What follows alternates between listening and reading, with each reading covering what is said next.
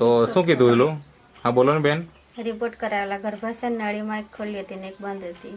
અચ્છા, આજે આપણે એક એવા દંપતીને મળી રહ્યા છે કે જેમને ત્યાં સંતાન પ્રાપ્તિની સમસ્યા હતી. તો શું કારણ હોઈ શકે? તો કારણો તો ઘણા બધા હોય છે પ્રેગ્નન્સી ન રહેવા પાછળના, પણ એમાંનું જ કંઈક કારણ એમની પાસે પણ છે કે જેના કારણે પ્રોબ્લેમ હતો અને પ્રેગ્નન્સી રહેતી નહોતી. તો આપણે એમના પરિચય સાથે જ વધુ વિગત જાણીશું કે જેથી બીજાને પણ એમના અનુભવ દ્વારા કંઈક ફાયદો થાય. તો સૌપ્રથમ તમારો પરિચય આપજો. શું નામ છે તમારું? મારું નામ નિલેશ કુમાર કનુભાઈ પટેલ, ગામ ભીનાર, તાલુકો વાંસદા, જિલ્લો નવસારી. ઓકે, હવે તમારા ખોડામાં આજે બાળક છે, છોકરો છે કે છોકરી છે? છોકરી. હવે મને એ જણાવો કે તમને પ્રેગ્નન્સીની સમસ્યા કેટલા વર્ષથી હતી? 4 વર્ષથી.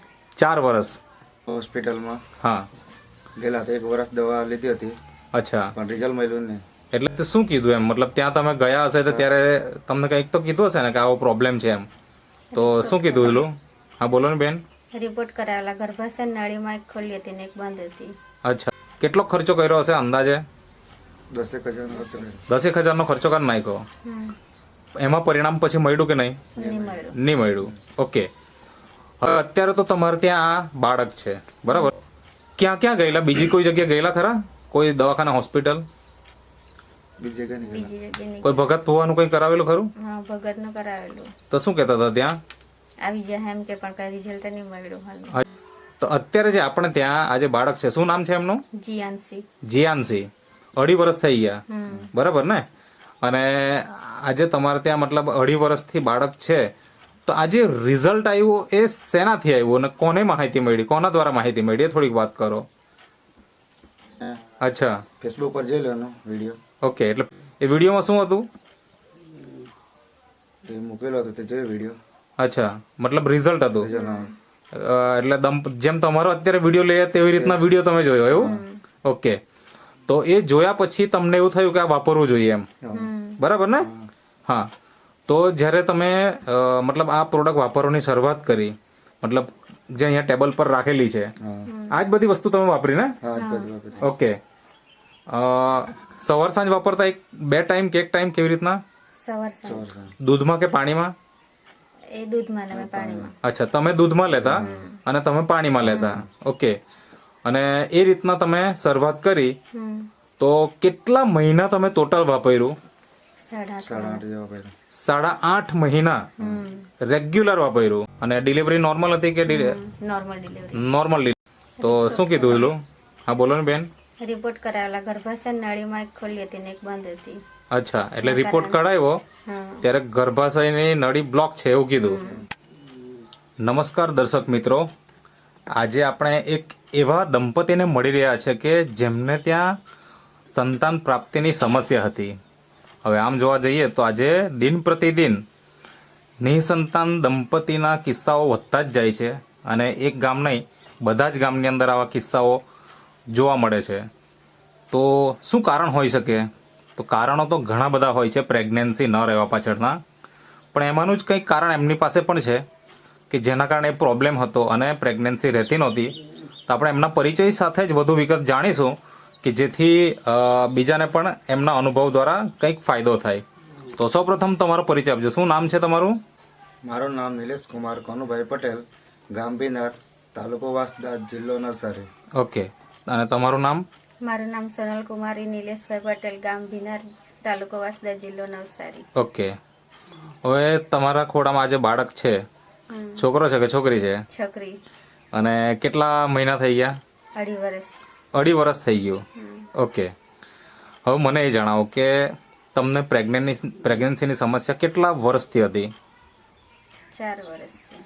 4 વર્ષ. 4 વર્ષ ને? હા, ચાલુ. હા. હવે જ્યારે કોઈને આવી સમસ્યા હોય તો શું કરે? આપણે કંઈ ને કંઈ સારવાર કરાવતા હોઈએ, બરાબર ને? તો તમે કોઈ જગ્યાએ સારવાર કરાવેલી ખરી? શું એની થોડી ઘટનાની વાત કરો ને. બોલી શકો તમે. ઉનાઈ હોસ્પિટલમાં હા. ગયેલા હતા, 1 વર્ષ દવા લીધી હતી અચ્છા, પણ રિઝલ્ટ મળ્યું નહીં. એટલે તે શું કીધું એમ? મતલબ ત્યાં તમે ગયા હશે તો ત્યારે તમને કંઈક તો કીધું હશે ને કે આવો પ્રોબ્લેમ છે એમ? તો શું કીધું એલું? હા બોલો ને બેન. રિપોર્ટ કરાવેલા ગર્ભાશય નળીમાં એક ખોલી હતી ને એક બંધ હતી. અચ્છા, એટલે રિપોર્ટ કઢાવ્યો હા ત્યારે ગર્ભાશયની નળી બ્લોક છે એવું કીધું. બરાબર, ઓકે. તો ત્યાર પછી 1 વર્ષ સુધી તમે સારવાર કરાવી, દવાઓ લીધી. કેટલો ખર્ચો કર્યો હશે અંદાજે? 10,000 ખર્ચો કર્યો. 10,000 ખર્ચો કરી નાખ્યો. એમાં પરિણામ પછી મળ્યું કે નહીં? નહીં મળ્યું. નહીં મળ્યું. ઓકે. હવે અત્યારે તો તમારે ત્યાં આ બાળક છે, બરાબર ને? હવે જ્યારે બાળક નહીં હોય ને તો આપણે એવું તો હોય ને કે એક જ જગ્યાએ જઈને બેસી રહીએ એમ, બરાબર ને? તો ક્યાં ક્યાં ગયેલા? બીજી કોઈ જગ્યાએ ગયેલા ખરા?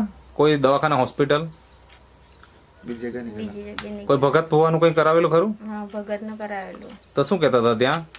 આવી જાય એમ કે પણ કઈ રિઝલ્ટ નહીં મળ્યું હાલમાં. અચ્છા, મતલબ ભગતને ત્યાં પણ ગયેલા પણ ત્યાં આવી જશે એમ કીધું. તો કેટલા ભગત પાસે ગયેલા અંદાજે કઈ? એક જ. એક જ?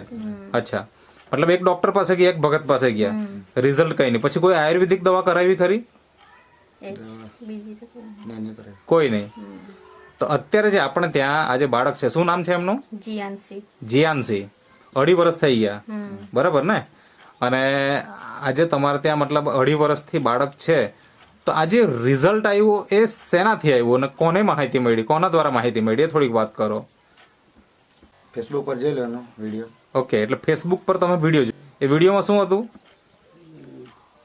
એ મૂકેલો હતો તે જોયો વિડીયો. અચ્છા, મતલબ રિઝલ્ટ હતું. રિઝલ્ટ, એટલે જેમ તમારો અત્યારે વિડીયો લઈએ તેવી રીતના વિડીયો તમે જોયો એવું? ઓકે. તો એ જોયા પછી તમને એવું થયું કે આ વાપરવું જોઈએ એમ, બરાબર ને? હા. તો જ્યારે તમે મતલબ આ પ્રોડક્ટ વાપરવાની શરૂઆત કરી, મતલબ જે અહીંયા ટેબલ પર રાખેલી છે, આ જ બધી વસ્તુ તમે વાપરી ને? હા જ બધું વાપરી. ઓકે. સવાર સાંજ વાપરતા? 2 ટાઈમ કે 1 ટાઈમ, કેવી રીતના? સવાર સાંજ. સવાર સાંજ. દૂધમાં કે પાણીમાં? એ દૂધમાં ને અમે પાણીમાં. અચ્છા, તમે દૂધમાં લેતા અને તમે પાણીમાં લેતા. ઓકે. અને એ રીતના તમે શરૂઆત કરી, તો કેટલા મહિના તમે ટોટલ વાપર્યું? 8.5 જેવા કર્યો. 8.5 મહિના રેગ્યુલર વાપર્યું, રેગ્યુલર. બરાબર. એ જણાવો કે આ તો આપણને રિઝલ્ટ પ્રેગ્નન્સીનું આવી ગયું, પછી તમને જે ડિલિવરી થઈ અને તે સમયે બાળકનું વજન કેટલું હતું, કંઈ યાદ ખરું? 2 કિલો ને 440 ગ્રામ. અચ્છા. અને ડિલિવરી નોર્મલ હતી કે નોર્મલ ડિલિવરી? Normal delivery. તો આજે એ પણ બહુ મોટી વાત કહેવાય, કારણ કે સિઝેરિયન વગર તો ડિલિવરી કરવી જ મુશ્કેલ છે આજે. અને એવા સમયમાં નોર્મલ ડિલિવરી થવી તો આ પણ એક આપણા પ્રોડક્ટનો કમાલ છે કે જેના માધ્યમથી આજે નોર્મલ ડિલિવરી પણ થઈ. અને બાળકનું 2 કિલો ને કેટલા 400 ગ્રામ 440 ગ્રામ 440 ગ્રામ જેટલું વજન હતું, એટલે એ પણ એકદમ તંદુરસ્ત. ને અત્યારે તો તંદુરસ્તી જોઈ જ શકીએ છીએ, 2.5 વર્ષનું થઈ ગયું. તો જન્મ પછી મતલબ 1 વર્ષ સુધી બાળકને કંઈક ને કંઈક નાની મોટી તકલીફ પણ ઘણી વખત આવતી હોય. એવી કઈ તકલીફ કઈ આવી ખરી કે? એવી કઈ આવી નહીં. કોઈ બીમારી નહીં, કોઈ તકલીફ નહીં, બરાબર છે. તો બાળકની પણ તંદુરસ્તી સારી રહે. અને ઘણી વખત કેવું હોય, બહેનોને ડિલિવરી પછી પ્રોબ્લેમ આવે, યા તો પ્રેગ્નન્સી રહ્યા પછી પ્રોબ્લેમ આવે, 9 મહિના દરમિયાન ચક્કર આવવાના કે આવા જેવા નોર્મલ પ્રોબ્લેમ આવતા હોય. તો એવા કોઈ પ્રોબ્લેમ તમને આવ્યા ખરા? નહીં, કઈ હાંડી તમને કઈ પ્રોબ્લેમ નહીં આવ્યા? તો જેમ હવે 8 મહિના પ્રોડક્ટ વાપરી પછી તમે કન્ટિન્યુ ચાલુ રાખેલી હતી કે 9 મહિના સુધી કે કેવું? 9 મહિના સુધી કન્ટિન્યુ ચાલુ. અચ્છા. શું ખાતા હતા? પાવડર. તો ખરેખર જેટલા પણ આ દંપતીઓ વિડીયો જોતા હશે, આ તમે જોઈ શકો છો, આ નેટસપ કંપનીની પ્રોડક્ટ છે.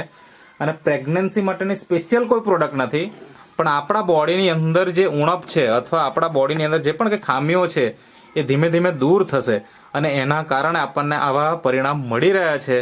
તો અહીં તો લગ્નના 4 વર્ષ પછી મતલબ આપણને રિઝલ્ટ મળે છે. પણ આવા એવા દંપતી છે કે જે વર્ષોથી સંતાનની સમસ્યા લઈને અલગ અલગ જગ્યાએ ટ્રીટમેન્ટો કરાવે છે પણ રિઝલ્ટ નથી મળતા. અને જ્યારે અહીં આપણે થોડાક મહિના વાપરે છે પ્રોડક્ટ અને એનાથી રિઝલ્ટ મળી જાય છે.